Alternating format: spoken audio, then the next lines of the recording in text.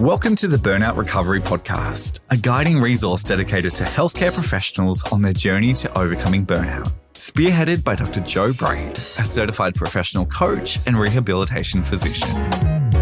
Hello and welcome back to the Burnout Recovery Podcast. So delighted to be here with you with a really interesting contrast and compare between two topics I've been speaking about recently at speaking engagements that I've been at. That is one of imposter syndrome, which is one of the individual risk factors for burnout, and secondly, talking about psychological safety. So I had a really interesting question come up at a workshop I delivered last week or this week, and somebody said, what if you've got a really quiet person in the room and you're aiming to keep it as psychologically safe as you can, yet they never seem to speak if there's a group. They always save their question till after the meeting's finished, the group meeting is finished. Maybe they send you an email. Maybe they say, could we just catch up later? There was something I wanted to talk about. My initial thought was, well, that might be somebody with an introverted personality that would prefer to speak in a one-on-one scenario than in a group scenario. And I can certainly identify with that at times.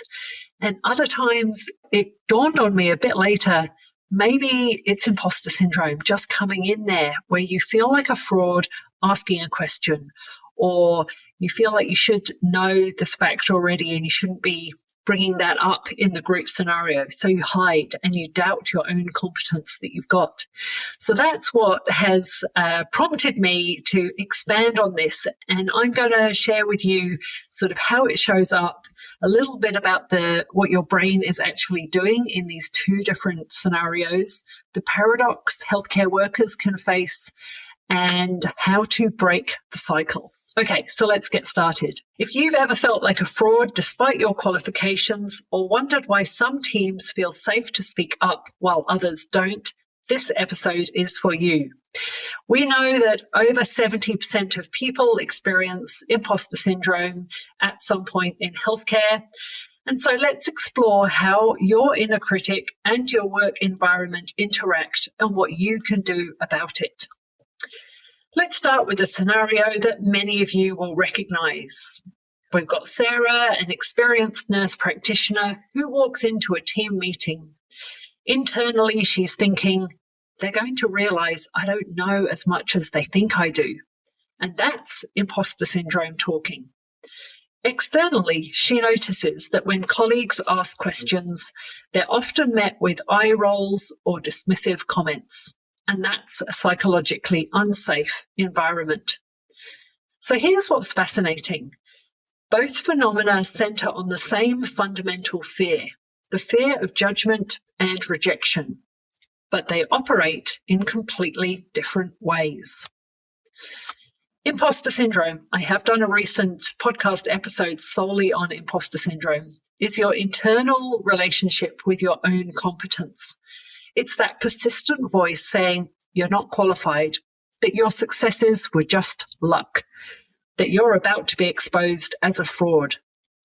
And this is primarily an individual internal experience that often involves ruminating about past achievements and anxiety about future exposure.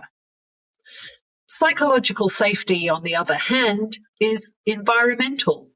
It's whether your workplace feels safe enough for you to speak up, admit mistakes, ask questions, or show vulnerability without fear of negative consequences.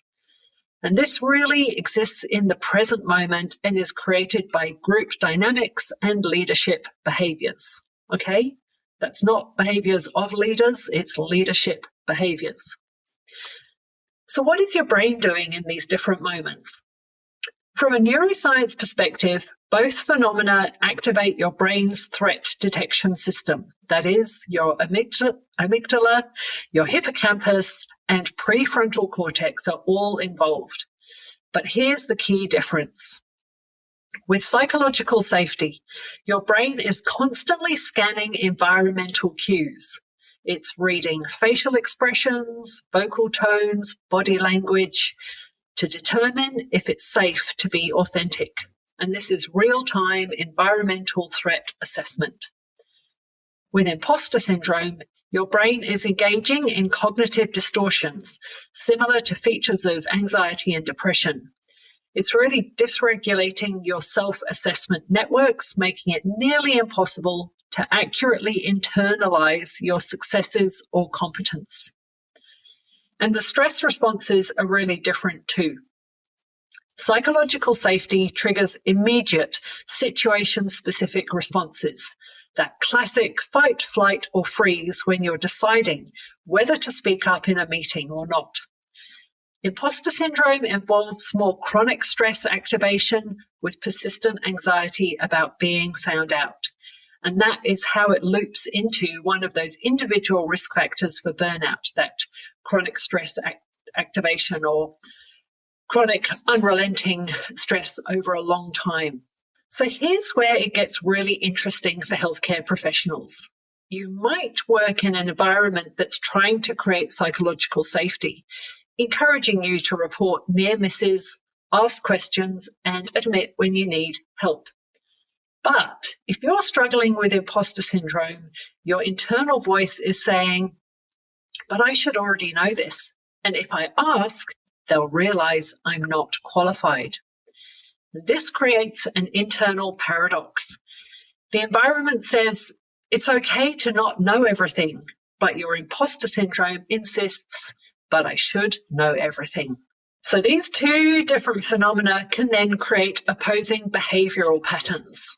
Imposter syndrome often drives perfectionism, overwork, and reluctance to take on new challenges, such strong triggers to go into a state of burnout. Psychological safety, on the other hand, encourages appropriate risk-taking, learning from mistakes, and acknowledging limitations. So when both are present, you might find yourself in a workplace that encourages growth and vulnerability, but you're internally driven to prove yourself constantly. I've got some good news. We can break the cycle, and by understanding these differences, this points us towards solutions. So I've got 3 different solutions for you here. Firstly, for individuals dealing with imposter syndrome, similar to what I shared in the last podcast episode on this topic, I invite you to reality test your thoughts. Are they really true, or are they fiction and a story going on in your mind? I invite you to keep a success inventory. Document your achievements, positive feedback, and problems you've solved. Reframe your narrative. Instead of, I got lucky, try, I was prepared when opportunity came. Thirdly, normalize the learning process. Remember that competence includes knowing when to ask for help. Secondly, for creating psychological safety in your workplace, I invite you to model vulnerability, with leaders and senior staff openly discussing their own learning moments and mistakes. We recently had a Schwartz rounds on that in Bathurst, and it was great. Respond to failures with curiosity, not blame. Ask, what can I learn, or what can we learn, instead of who's responsible here. Celebrate question asking and make it clear that asking questions is a sign of engagement, not incompetence. And so then when we have teams who are addressing both the psychological safety and the imposter syndrome, I invite you to create learning rounds. So regular sessions where team members share something new they learned or a mistake that led to growth. This idea, implement celebrating when we have failed at things. If we're really doing something innovative and trying something new, we might be able to have a brief discussion celebrating intelligent failures and lessons learned as well, similar to the first one. And thirdly, use I don't know as a complete sentence and really normalize admitting knowledge gaps as the first step in learning.